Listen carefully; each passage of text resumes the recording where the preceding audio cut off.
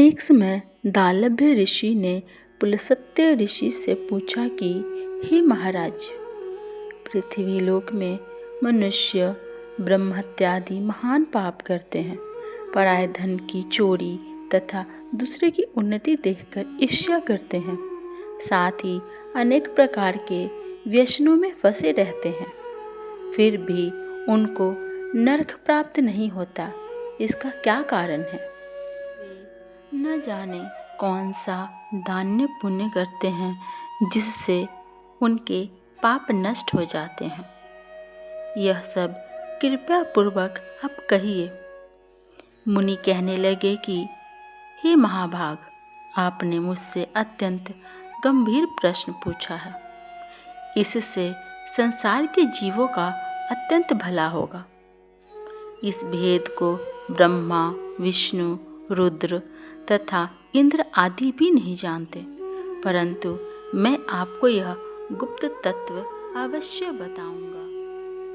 उन्होंने कहा कि माघ मास लगते ही मनुष्य को स्नान आदि करके शुद्ध रहना चाहिए। इंद्रियों को वश में कर काम, क्रोध, लोभ, मोह, अहंकार, ईर्ष्या तथा द्वेष आदि का त्याग कर भगवान का स्मरण करना चाहिए। पुष्प नक्षत्र में गोबर, कपास, तिल मिलाकर उनके कंडे बनाना चाहिए। उन कंडों से 108 बार हवन करना चाहिए।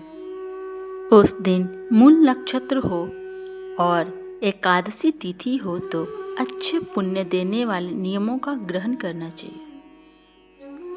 स्नान आदि नित्य क्रिया से निवृत्त होकर सब देवताओं के देव श्री भगवान का पूजन करें और एकादशी व्रत धारण करें।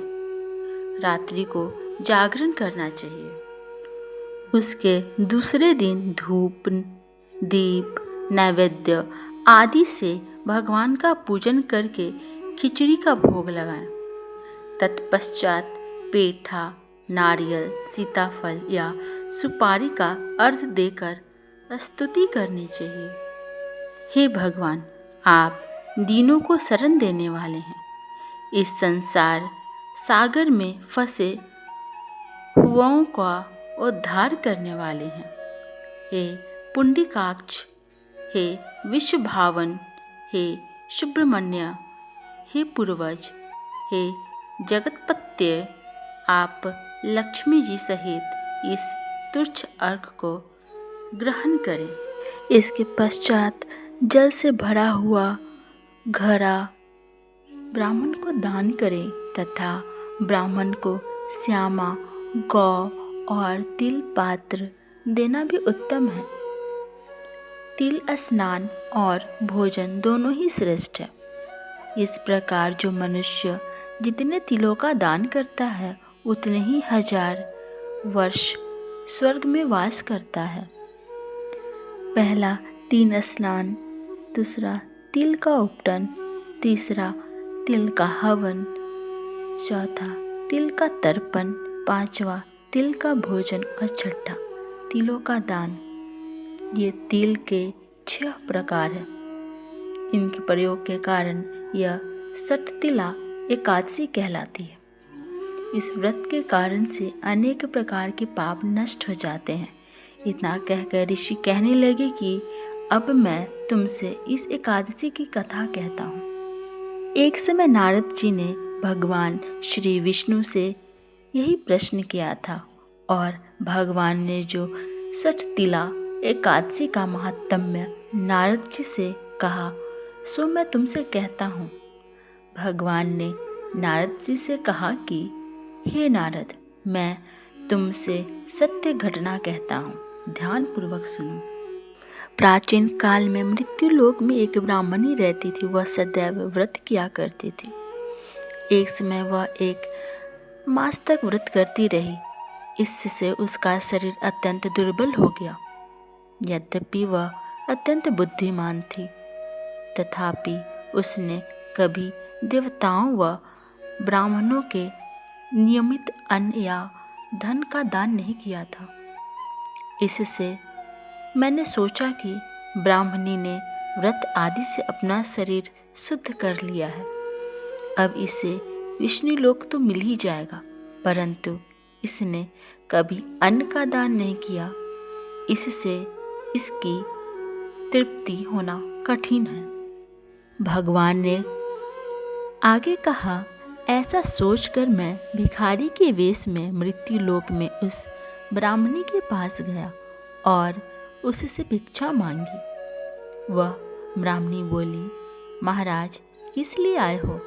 मैंने कहा, मुझे भिक्षा चाहिए। इस पर उसने एक मिट्टी का ढेला मेरे भिक्षा पात्र में डाल दिया। मैं उसे लेकर स्वर्ग में लौट आया। कुछ समय बाद ब्राह्मणी भी शरीर त्याग कर स्वर्ग में आ गई। उस ब्राह्मणी को मिट्टी का दान करने से स्वर्ग में सुंदर महल मिला, परंतु उसने अपने घर को अनादि सब सामग्रियों से शून्य पाया। घबराकर वह मेरे पास आई और कहने लगी, भगवान, मैंने अनेक व्रत आदि करके आपकी पूजा की, परंतु फिर भी मेरा घर अनादि सब वस्तुओं से शून्य है। इसका क्या कारण है? इस पर मैंने कहा, पहले तुम अपने घर जाओ, देव स्त्रियां आएंगी तुम्हें देखने के लिए। पहले उनसे षटशिला एकादशी का पुण्य और विधि सुन लो, तब द्वार खोलना। मेरे ऐसे वचन सुनकर वह अपने घर गई। तब देव स्त्रियां आईं और द्वार खोलने को कहा तो ब्राह्मणी बोली, आप मुझे देखने आई हैं तो षटशिला एकादशी का महात्म्य मुझसे कहो। उनमें से एक देव स्त्री कहने लगी कि मैं कहती हूँ। जब ब्राह्मणी ने षटशिला एकादशी का महात्म्य सुना, तब द्वार खोल दिया।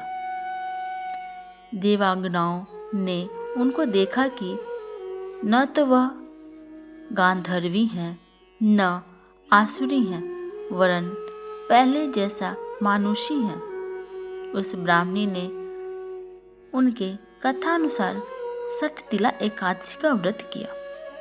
इसके प्रभाव से वह सुंदर और रूपवती हो गई तथा उसका घर अनादि समस्त सामग्रियों से युक्त हो गया। अतः मनुष्यों को मूर्खता त्याग कर षटशिला एकादशी का व्रत और लोभ न करके तिलादि का दान करना चाहिए। इससे दुर्भाग्य, दरिद्रता तथा अनेक प्रकार की कष्ट दूर होकर मोक्ष की प्राप्ति होती है। जय श्री हरि।